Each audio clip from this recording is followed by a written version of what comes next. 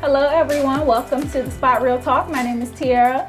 I'm Tiffany. And I'm Ron. And today we are here to talk about Power episode 614, Reversal of Fortune. Which, Tate, you must have a lucky charm in your pocket, man, because His brother said it. Yeah. It was near perfect. Mm-hmm. Near perfect. Yeah, well, hang tight and we'll be right back with you. One burnt you, know that ain't cool. Wanna show you how I'm nothing like him. Swear that's the truth. You can't try. All right, we are back, and like I said, we're talking about episode 614, Reversal of Fortune. And this is the second to last episode before the end of the series. And as you see, we're all mourning this particular show, just as so we're wearing our proverbial dark colors. Right. I do have black, but I wanted to give some credence to the show. So. It wasn't that bad. No, let me put it that way. And I know some of you out there are going to have some bombshells to say about it. I don't think it was that bad. I think what we talked about a little earlier was having Tate and his family on the show. Mm-hmm.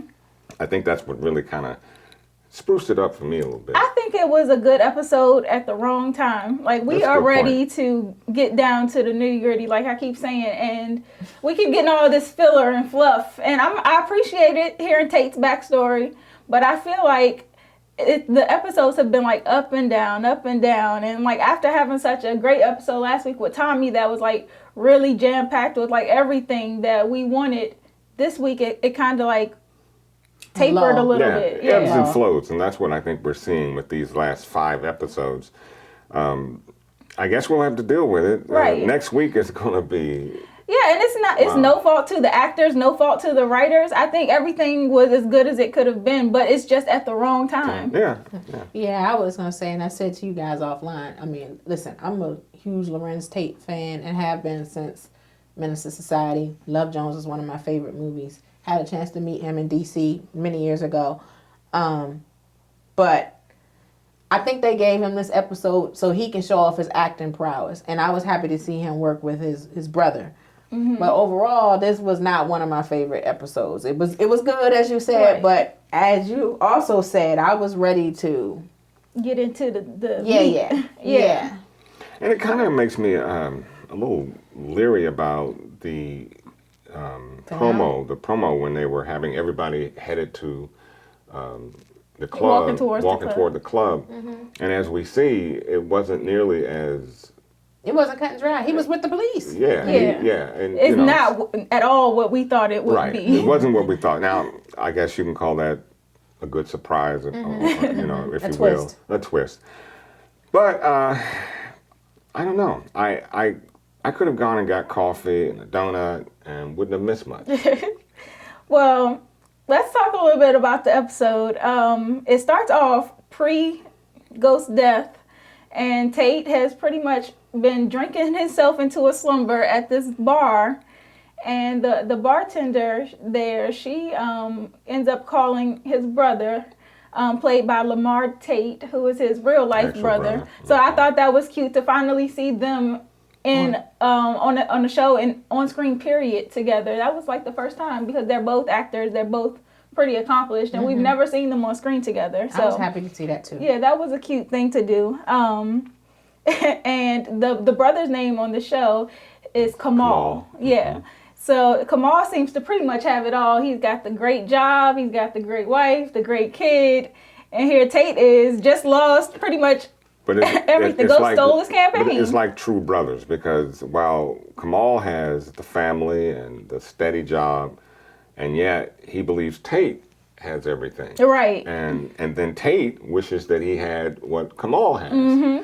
So and you know what? That's typical, brotherly love. I have one, and I know we fight just like that sometimes. So.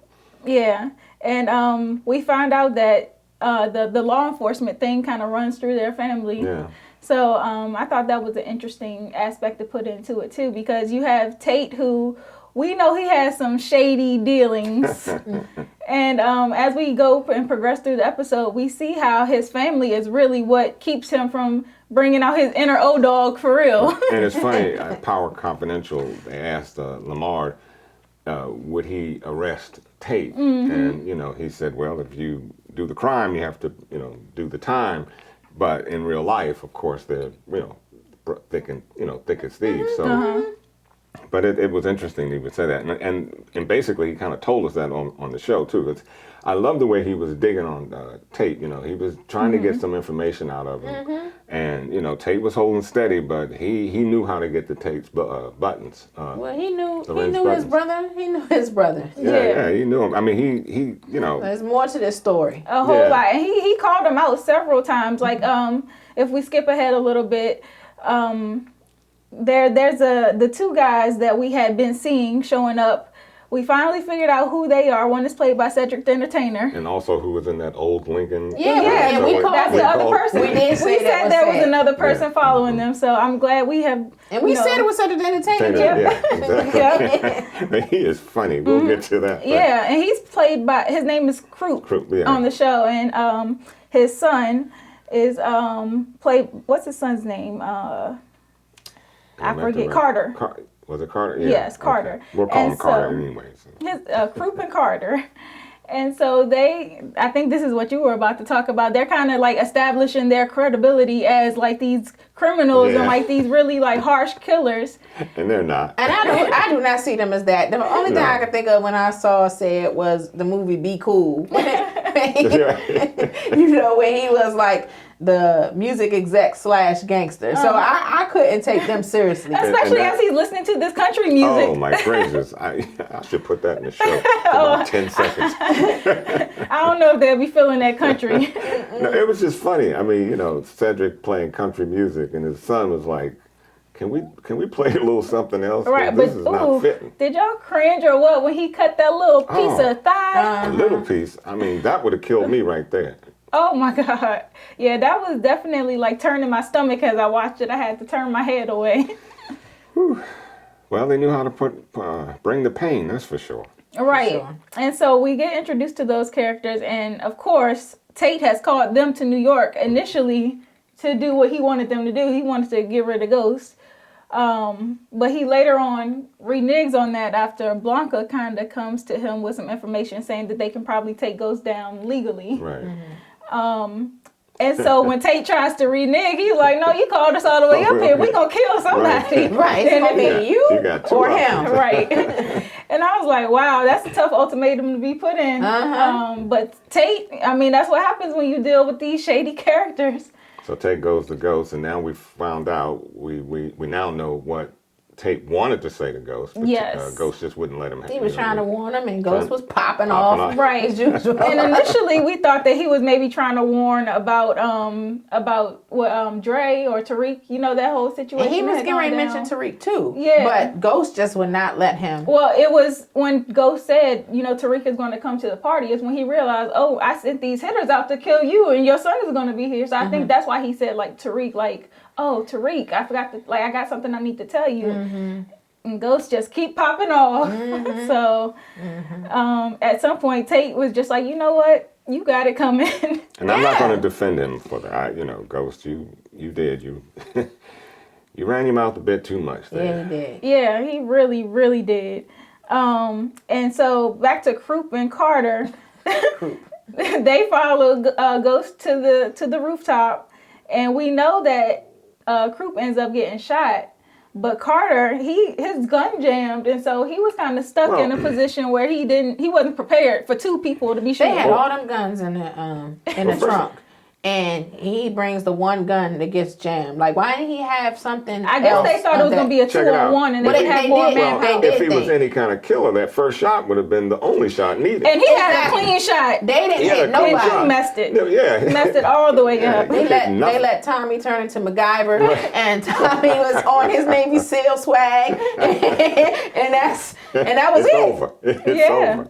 And so, I mean, I can't say I fought them because Tate tried to say, like, I tried to call it off. Yeah. But y'all had this taste for blood. So, you got what you got. I mean, he missed that shot by a long shot. Yeah, he did. Didn't even graze his nose. I mean, and then gave him time to set up because Ghost and Tommy were busting back. Yep. It don't take much. We're done. And Tommy ran in the line of fire. Can you, Like I said. Yeah. Tommy reminds me of one of those action PlayStation games, Oh, when they're doing warfare, and you're supposed to just run right into the One of them Call of Duty right games there, or whatever. Call of You know, Duty, Tommy run was right into the prepared fire. for it to be an Italian because when he seen Croup on the floor, he was like, "You playing an Italian?"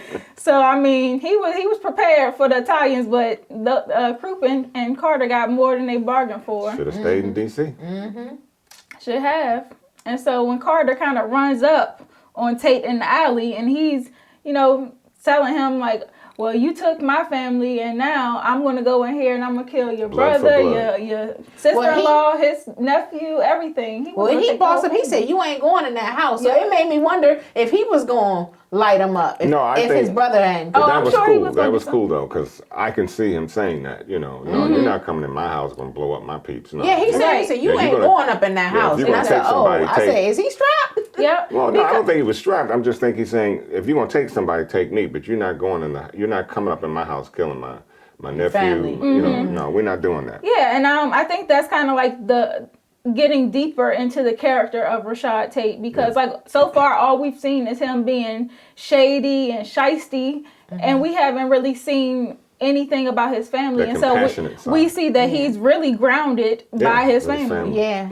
And so when his brother Kamal comes out and he shoots the guy, He asked no questions. He took him out. I mean, he was justified. He was justified as a cop, hey. But he also knew we ain't had no killings in this neighborhood till you popped up. Right. So this don't look like it was just what he called it, a crackhead robbery. Yeah. So he definitely was on the Tate, and I like how he's like so perceptive that he can always like sniff out his BS. And he's a cop, so he's seen all that, and like he said, we haven't had any problems in this neighborhood. So you're gonna come in with this little story about being robbed by some crackhead.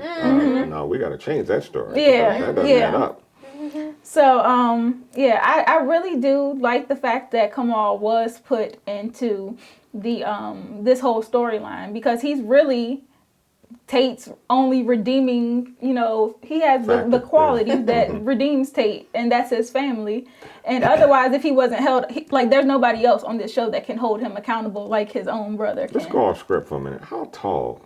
Okay, I'm sorry. I say I don't think we want to touch that. They got Lorenz listed at 5'6.5". So Kamal must be like what, 5'3", 5'4"? I mean, as if you believe the listing. But how tall are you, Tiffany? I'm 5'6", and when I met Lorenz, I thought he was about my height. You thought it was about your height? Mm-hmm. You changing the story now? No, I said he was my. I had on flats that day. He was my height. Okay. I'll let you His go. brother was a little shorter. I saw Lamar too. He was a little shorter, and I'll just say that. Okay. Good deal. We just want to bring things out on the spot, real talk. He wanted to bring that out. Well, back to the episode. Right. Let's jump back into that. So Tate is he interrupts a meeting that Lorette Walsh is having with Stephen Ott, who is the guy from the Democratic Party. And he's trying to convince them to give him another shot. And of course they shut him down, and they're kind of like telling him to be grateful that he's made it this far and he needs to bow out gracefully. And Tate? Come on. Yeah, I mean, we knew he wasn't going to do that. And he even goes on to go to the church, where he's kind of like sitting in the church and having a moment by himself. And the Reverend later comes up and talks to him, and he's saying, he's asking God for a miracle. And so I'm like, well, at this point, you're going to need a miracle, because this is like the lowest of the low that we have seen Tate. Like, he's literally lost everything. And I think they said that if you follow the show, the sequence of events has only taken place over a day. Mm-hmm. So he's literally gone from here to here in like a day's time. Yeah.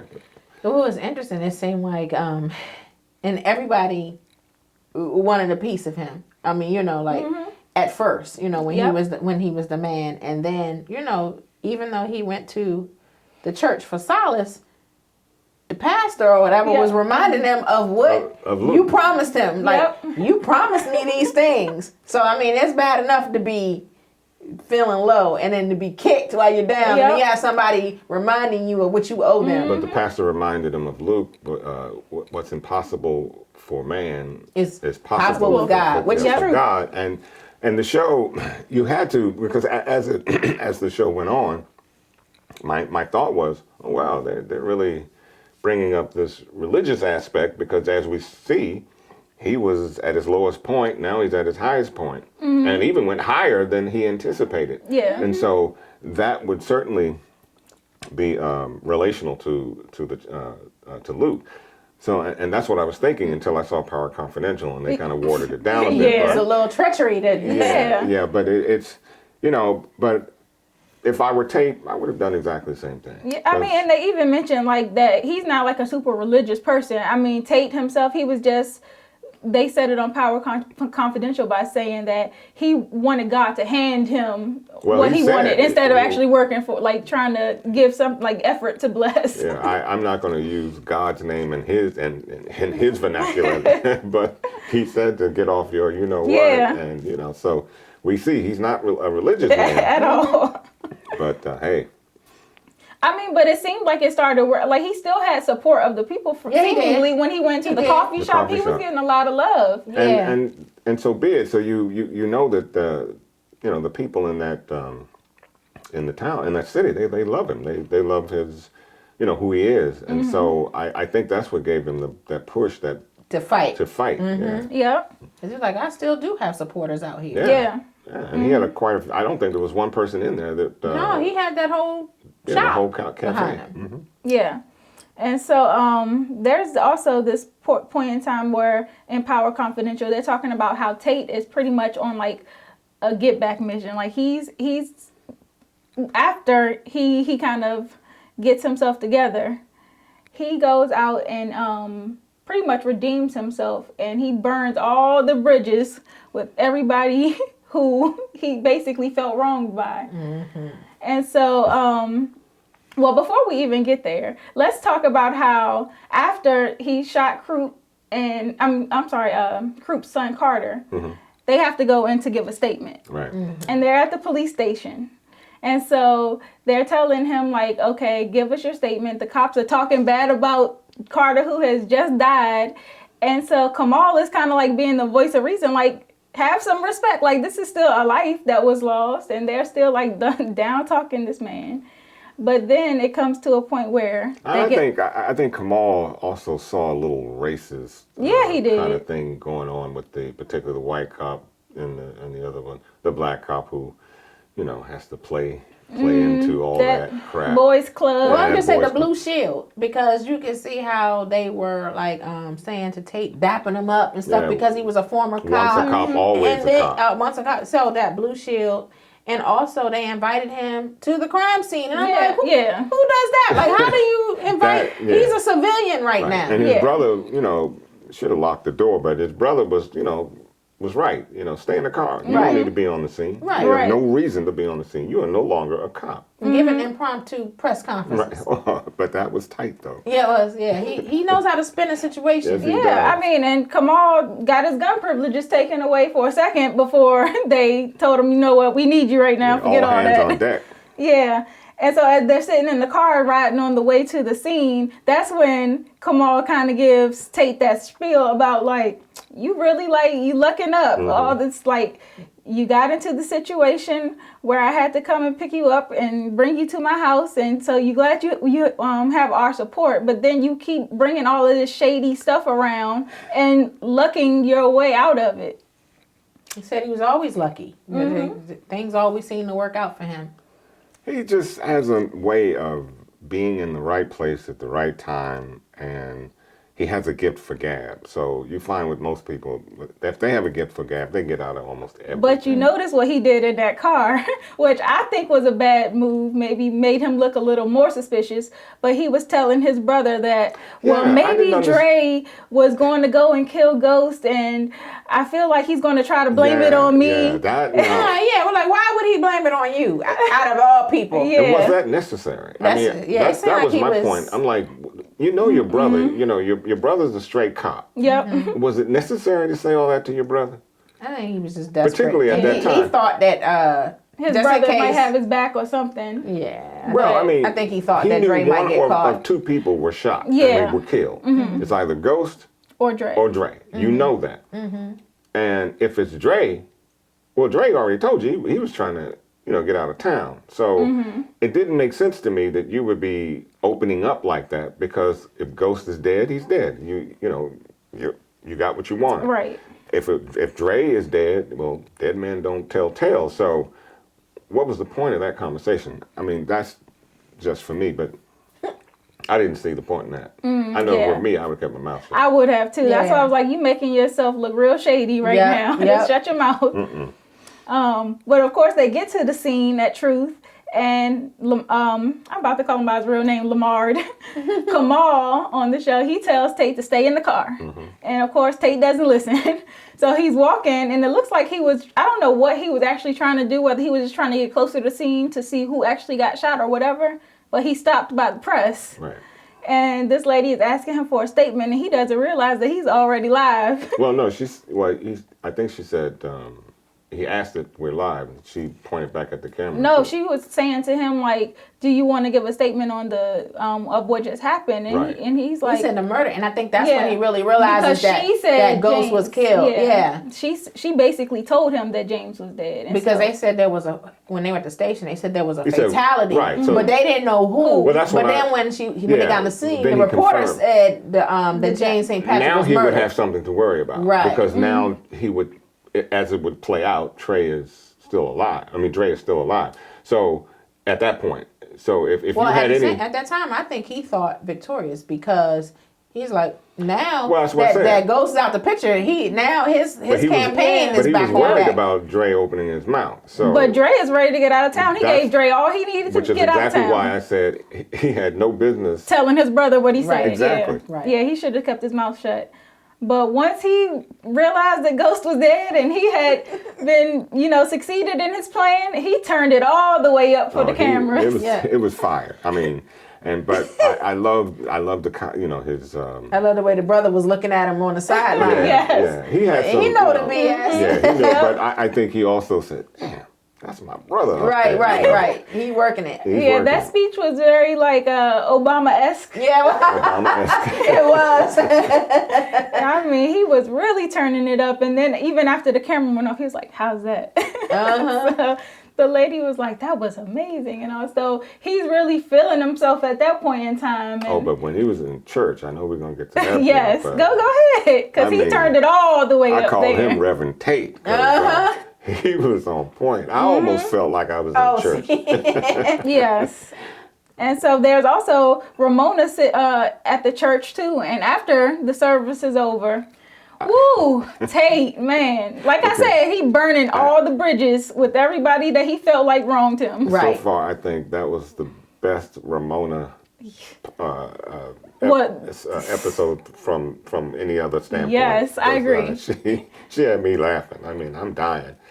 Well, that he went on camera for those of you that might not pick up on what we're talking about. But Tate was on camera giving a statement, and the reporter had asked him if he felt like he regretted choosing James as like a running mate, and so he was basically saying that the only reason I would regret it is because he was having an affair with my campaign manager. Yeah, he said that she brought Ghost James to the Right. ticket Yeah. and stuff. So he was putting it on her Yep. judgment, and then said she then That's was one of also them. was having an affair with a married Threw man. her all the way under the bus.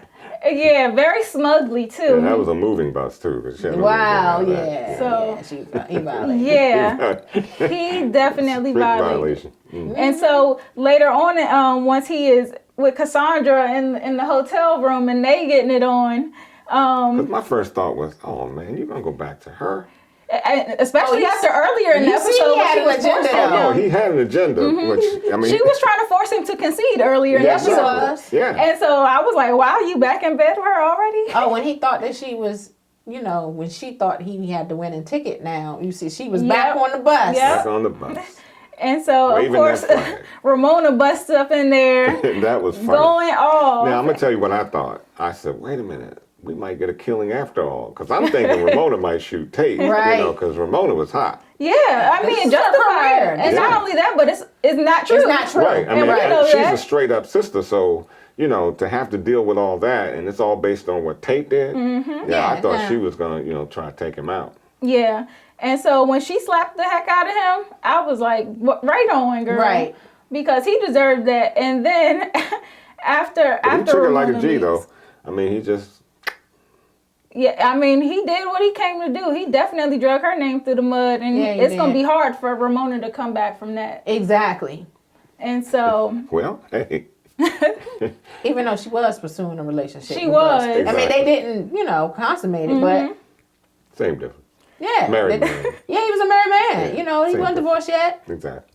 But when Cassandra comes down and Tate kind of says, well, you might want to go hop in that Uber with her. Right. I was like, oh, Tate is savage. Yeah. I'm like, go on, Tate. You know, no, ladies, he did a bad thing. You know. Savage. But it's Okay. also a point where he's watching the TV and it's announced that the murderer who killed Ghost is in custody. And that's kind of where the episode ends, and he's kind of like looking shocked.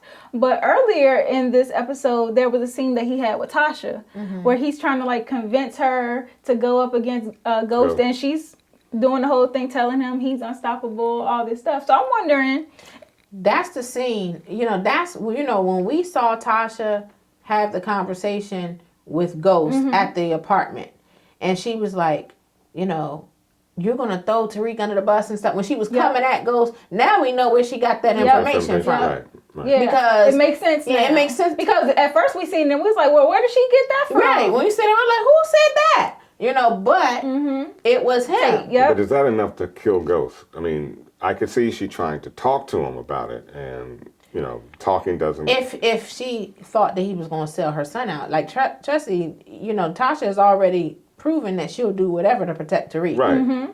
So if she thought that, I thought she would talk to him about what she had heard before she well, would, you know, she did try talk to to him stage. at the apartment. We just ain't know. That's what she said, and that's when he said, "Wait, ain't nobody say that." And then that's when he said, "Okay, maybe it's better that he does turn himself in." But she was confronting him about that. Yeah. Yeah, but he, you know, not being a, you know, Ghost lover, but I'm saying it didn't appear to me. I think that was what Ghost had envisioned, and maybe he could say to himself, "I think he'd be better off in jail." And I think that's what Ghost was, was basically saying. He was saying he'd go to military camp and Or stuff, and then military he went camp. to. Yeah, but he said, yeah, we know what he said. Yeah. Either way, he wasn't taking the bid for. But I Pretty don't much. think he would have turned him in. I really don't. But I'm wondering, and I know we're going to find out next week, but Tasha's role in this, like, do we think that she might be the suspect that they have in custody? Or could it be Possibly. It would make sense because Possibly. I don't know. If did y'all see any of those leaks? I purposely didn't watch. You told me about him, but I saw some of the leaks, and I don't think I'm gonna share because I don't want to ruin it for a lot, Well, I'm sure a lot of probably people. everybody Because I don't knows. know how much of it is real too. Because Courtney said that They filmed multiple. they endings. filmed multiple endings and stuff, but there was some. But I think we can bet on the fact that she and Tariq were there at the same For time. sure. Yeah. And I think that, like you said, if you know, she has this thing to protect her son at all costs. So I believe that it might have been Tariq that shot him. And when the police arrived, she took the fall because that's what she would do. That's what she would. That's what she would and do. she tried it before with Ray Ray. When she Yeah. was going to take the fall. Yeah, So I would right. not doubt that she did that again. Right. Yeah, and that takes her out, leaves Tariq for Power Book number 2. Well, that's our Whatever. prediction for That's next week. our You already got That, it. that is, got yeah, mine at yeah, least. yeah. I think it's definitely Tariq and Tasha and stuff, but definitely I really feel like Tariq is the one that pulled the trigger. I think so too. It would make sense. And you know what's crazy? I thought that this might be an episode where they might roll Sax into here somehow and leave the last episode for Tariq and Tasha solely. But I'm like, why has Sax been dragged out so long? Like, he's clearly not like the person who did it.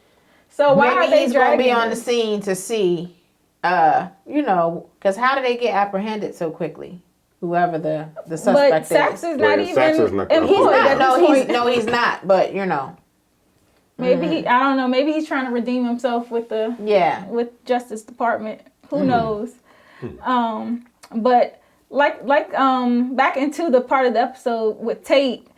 This episode is called Reversal of Fortune for a good reason, because by the end of the episode, Lorette Tate and Stephen Ott are back at his door, knocking and asking him to be Lorette's running mate. And he really flips the script on them. And I'm so glad, because I don't like Lorette, never did. I mean, this, I need a black man. She's an opportunist. Yeah, she already got called out earlier in the episode for pandering. Right. And so she's just an opportunist. Yeah, and so she got hers. But, how do you get mad? I mean, this is the very thing that you created. You created this atmosphere where it's dog eat dog. You're an opportunist. Whatever comes your way, you grab. So chips fall the way they fall, and now you're feeling, what you set Tate up to feel. I mean, I'm glad he did flip the script and say it's governor or nothing. Yeah. I heard that. Well, this would trip me out though. So Steve Ott went along with the program with Tate flipping the script and stuff. Why did he then go to Warner's office after Ghost had been killed and still tell him to back off? I guess he just wanted to make sure, since he was a DNC candidate, still that Ghost had a clean slate. And enough of this. Basically he's saying enough of this. DNC needs a clean slate. We need to move forward. Get your dogs off this case, or it's not going to look good for you later on. And we know that Steven is really the person that calls all the shots. He calls all the shots. So that made perfect sense. In fact, it now makes perfect sense why he was there in Warren's office saying what he said, because now he's in bed with Tate. Now he wants he's accepted the governorship for Tate. It makes perfect sense. Let's clean this up, because right now it needs to be cleaned up. Yeah, it does. Everybody was in bed with Tate. After that, you see how everybody started kissing. Even Simon Sperr Yeah. was like, look at Simon with his check. Simon is definitely an opportunist, but but he has the money to do so. So he has a specific role. He's a bankroller, so he can he can make you or break you, because he's got the money to do so. And he has an agenda. Yep. His own agenda. His So own whoever personal agenda is to be. And right when he handed over the check, he said, "I'm investing in a scandal-free governor." So I was like, "Oh, well, I don't know. Tate is pretty scandalous, but maybe Steven can help him clean up his name." Well, we'll see. I guess we will see.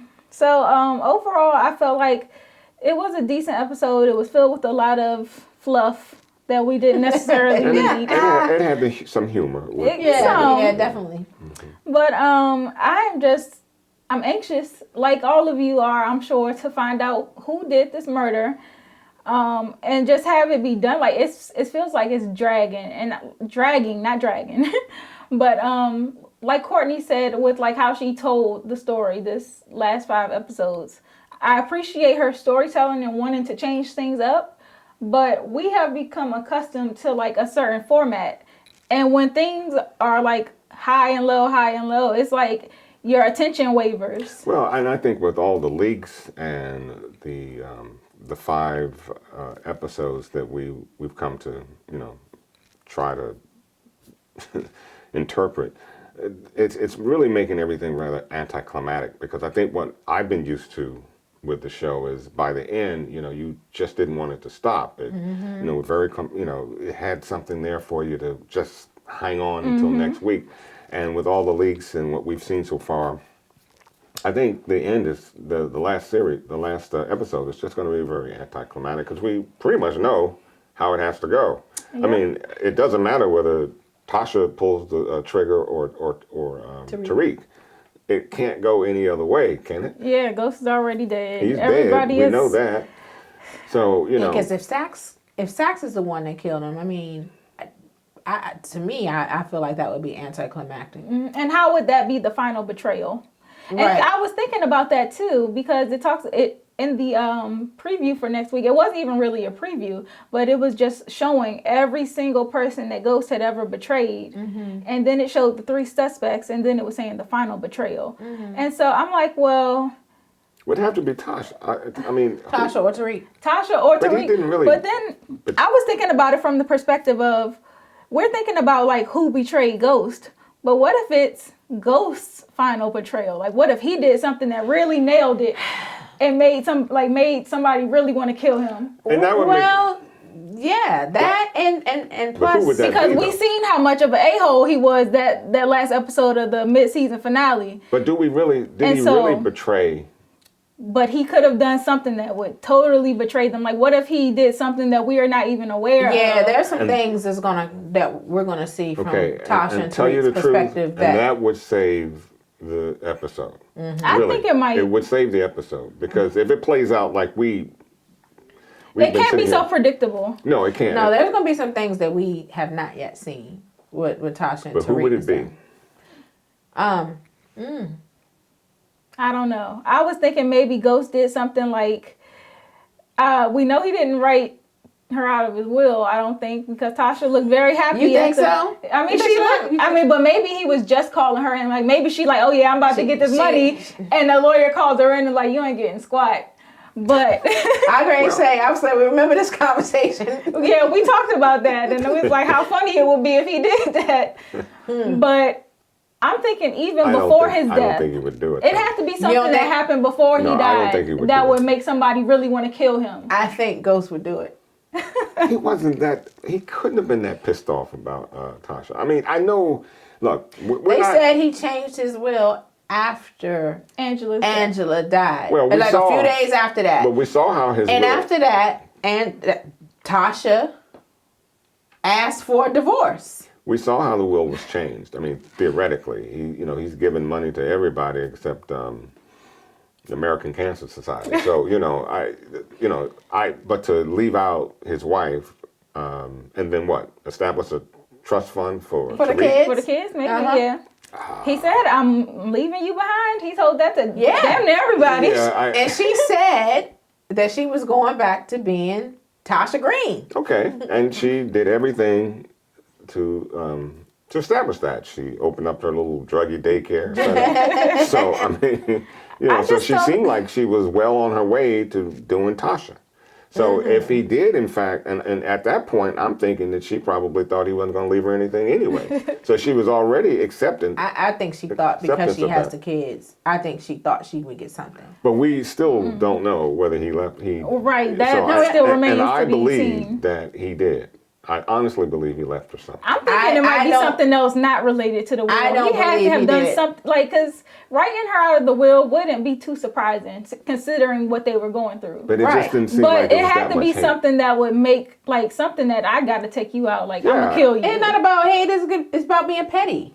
The only thing the only thing I can think of as to why he probably would not leave her anything is because she was so dead set on helping Tyreek establish his little drug game, and then she would have the funds to do so. True. So by drawing up those funds and not having the ability to have any money to establish that, he's in effect saving his son, or at least that's how he sees it.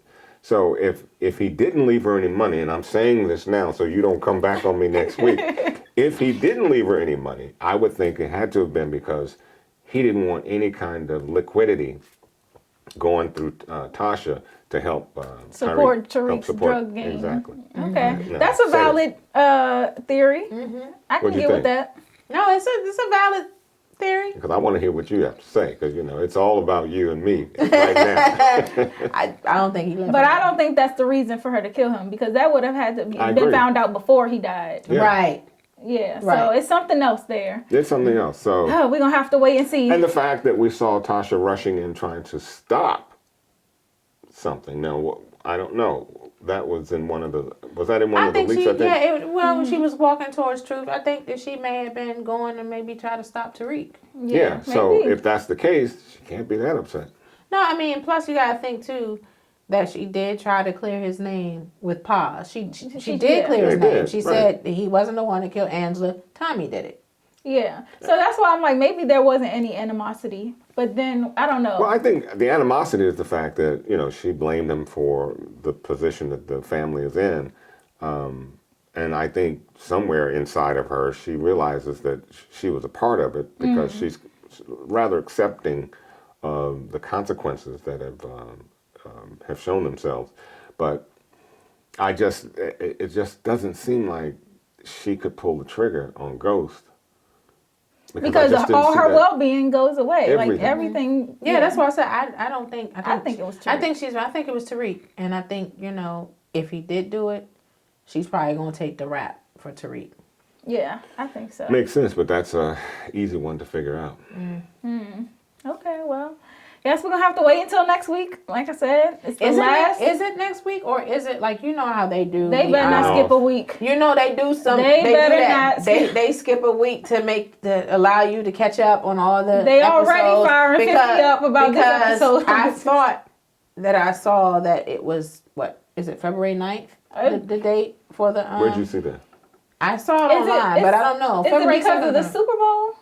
Yeah, the Super Bowl is February next 2nd. week. Yeah, the Super Bowl is next so week. maybe So that's a possibility. Yeah, so I think it is February 9th then. Yeah, that's a good They playing games right now. Because the Super Bowl would be on about, 6 or 7. It's going to be around the same time. Right around the time. Probably ending around the time that Power would start. Yeah, and people have Super Bowl parties and whatnot, so nobody will be paying attention to Power. Exactly. So, well, should we go live again for the finale? Let us know. Do you guys want us to go live for the finale? Let us know if that's something that you would be interested in, so that you can see us in real time.